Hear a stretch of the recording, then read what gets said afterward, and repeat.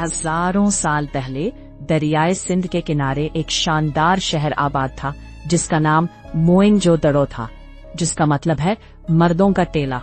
ये शहर अपनी शानदार तामीरात और जदीद निजामों के लिए मशहूर था। एक जिंदा दिल जगह थी जहां हर सुबह सूरज की किरणों के साथ जिंदगी की चहल पहल शुरू होती और रात को चिरागों की रोशनी में बाजारों की रौनक बढ़ जाती। लोग खरीदो फरोख्त में मसरूफ रहते, बच्चे गलियों में खेलते और कारीगर अपनी महारत के जौहर दिखाते। लेकिन एक दिन अचानक सब कुछ बदल गया। लोगों ने शहर छोड़ना शुरू कर दिया। ये कोई जंग या बड़े पैमाने पर कत्ले आम नहीं था, बल्कि एक खामोशी थी जो शहर की गलियों में फैल गई। बाजार सुनसान हो गए और एक दिन ऐसा आया कि शहर कब्रिस्तान जैसी खामोशी में डूब गया। सदियों तक मोइंजोदड़ो अपनी मिट्टी के नीचे छुपा रहा। वक्त गुजरता गया और ये सिर्फ एक टेला बन गया जिसे मुकामी लोग मर्दों का टेला कहने लगे। किसी को नहीं मालूम था कि इस मिट्टी के नीचे एक अजीम तहजीब सो रही है। 1920 की दहाई में माहिरीने आसारे कदीमा ने इस टेले की खुदाई शुरू की। जैसे जैसे मिट्टी हटती गई, एक मुकम्मल शहर सामने आता गया।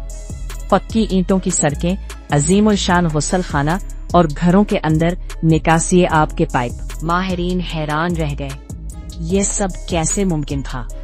मगर सबसे बड़ा सवाल ये था कि ये शहर खाली क्यों हुआ। खुदाई में चंद इंसानी ढांचे मिले, मगर उनमें जंग के आसार नहीं थे। ऐसा लगता था जैसे लोग आहिस्ता आहिस्ता शहर छोड़कर चले गए हों। कुछ माहिरीन ने कहा कि शायद दरियाए सिंध ने रुख बदल लिया था। कुछ ने कहा कि बार बार आने वाले सैलाब ने जिंदगी मुश्किल बना दी हो, और कुछ ने ये भी कहा कि मुमकिन है कहत या बीमारी में लोगों को हिजरत पर मजबूर किया हो। मगर सच आज भी एक राज है। आज मोइंजोदड़ो एक खामोश खंडर है। वही सड़कें, वही घर, वही दीवारें, मगर अब वहाँ सिर्फ हवा चलती है। जब सूरज गुरूब होता है और साए लंबे होने लगते हैं तो ऐसा महसूस होता है जैसे ये शहर अभी भी अपने बासियों का इंतजार कर रहा हो। ये एक ऐसा शहर है जो कभी जिंदा था मगर अब हमेशा के लिए खामोश हो चुका है। इसीलिए उसे कहा जाता है मर्दों का शहर। मोइंजोदड़ो हमें ये याद दिलाता है कि चाहे तहजीब कितनी ही अजीम क्यों ना हो, वक्त के सामने सब कुछ मिट जाता है।